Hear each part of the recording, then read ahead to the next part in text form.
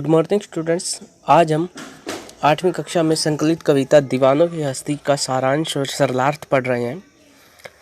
दीवानों की हस्ती कविता में कवि भगवती चरण वर्मा जी ने एक मस्तमौला और बेफिक्र व्यक्ति का स्वभाव दर्शाया है। कवि के अनुसार ऐसे दीवाने और बेफिक्र व्यक्ति जहाँ भी जाते हैं वहाँ केवल खुशियाँ ही फैलाते हैं। उनका हर रूप मन को प्रसन्न कर देता है, चाहे किसी की आंखों में आंसू ही क्यों ना हो। कभी कभी भी एक जगह पर ज़्यादा समय तक नहीं टिकते हैं। वे तो संसार को कुछ मीठी प्यारी यादें और एहसास देकर अपने सफ़र पर निकल पड़ते हैं। कभी लोग सांसारिक बंधनों में बंधे नहीं होते, इसलिए वो सुख और दुख दोनों को एक समान रूप में स्वीकारते हैं। यही उनके हमेशा खुश रहने की प्रमुख वजह है। कवि के अनुसार उनके लिए संसार में कोई भी पराया नहीं होता। वे अपने जीवन के रास्ते पर चलकर खुश रहते हैं और सदा अपने चुने रास्तों पर ही चलना चाहते हैं। तो इसके पद्यांश हम पढ़ रहे हैं।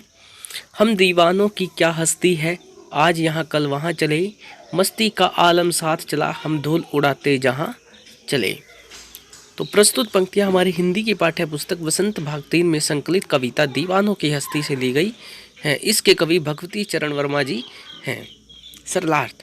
दीवानों की हस्ती कविता की इन पंक्तियों में कवि कहते हैं कि दीवानों की कोई हस्ती नहीं होती, अर्थात वो इस घमंड में नहीं रहते कि वो बहुत बड़े आदमी हैं या ना ही उन्हें किसी चीज़ की कमी का कोई मलाल होता है। कवि खुद भी एक दीवाने हैं और बस अपनी मस्ती में मस्त रहते हैं। उनकी मस्ती और खुशी के आगे गम टिक नहीं पाता और धूल की तरह उड़न छू हो जाता है।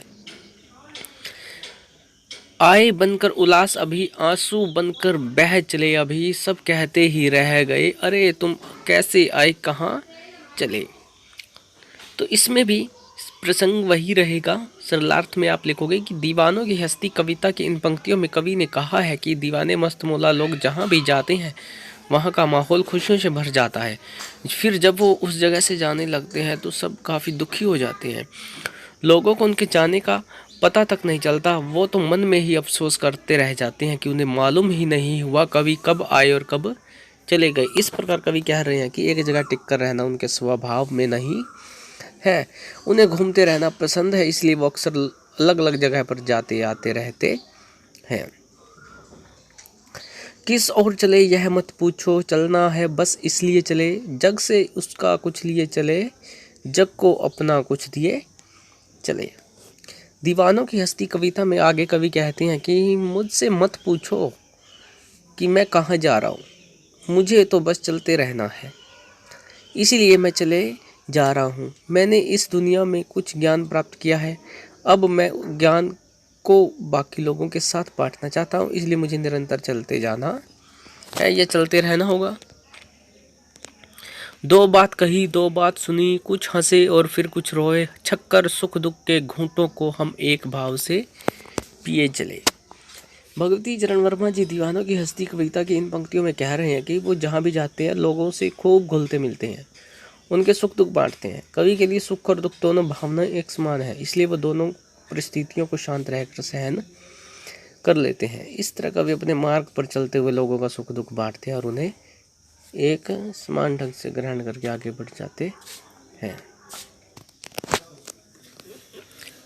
हम भिखमंगों की दुनिया में स्वच्छंद लुटाकर प्यार चले, हम एक निशानी सी उर पर ले असफलता का भार चले। तो दीवानों की हस्ती कविता की इन पंक्तियों में कवि कहते हैं कि ये दुनिया बड़ी ही स्वार्थी है। लोग स्वार्थ में इतने अंधे हैं कि बस भिखमंगों की तरह सबसे कुछ ना कुछ मांगते ही रहते हैं। मगर कवि स्वार्थी नहीं है, इसलिए उन्होंने स्वार्थी दुनिया पर बिना किसी शर्त के अपना अनमोल प्यार लुटाया है। लोगों को प्यार बांटने का खूबसूरत एहसास कवि के दिल में रहता है। उन्होंने जीवन में काफ़ी बार असफलता और हार का स्वाद भी चखा है, लेकिन इसका बोझ उन्होंने कभी एक दूसरे व्यक्ति पर नहीं डाला है। इस तरह कवि ने स्वार्थी दुनिया को भरपूर प्यार दिया और अपनी नाकामी का भार हमेशा स्वयं ही उठाया है। अब अपना और पराया क्या, आबाद रहें रुकने वाले, हम स्वयं बंधे थे और स्वयं हम अपने बंधन तोड़ चले। इन अंतिम पंक्तियों में कवि कहते हैं कि अब उनके लिए दुनिया में कोई भी अपना और पराया नहीं है। जो लोग एक मंजिल पर पाकर वहीं ठहर जाना चाहते हैं, उन्हें कवि ने खुशी और आबाद रहने का सुखी और आबाद रहने का आशीर्वाद दिया है। मगर कवि खुद एक जगह बंद कर नहीं रहना चाहते, इसलिए उन्होंने अपने सभी सांसारिक बंधन तोड़ दिए हैं। अब वो अपने चुने हुए मार्ग पर आगे बढ़ते जा रहे हैं। वो इसी में खुश और संतुष्ट है।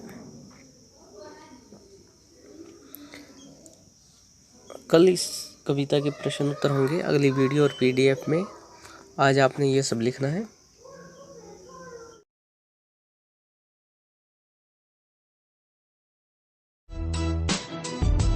Powered by PK Star 007.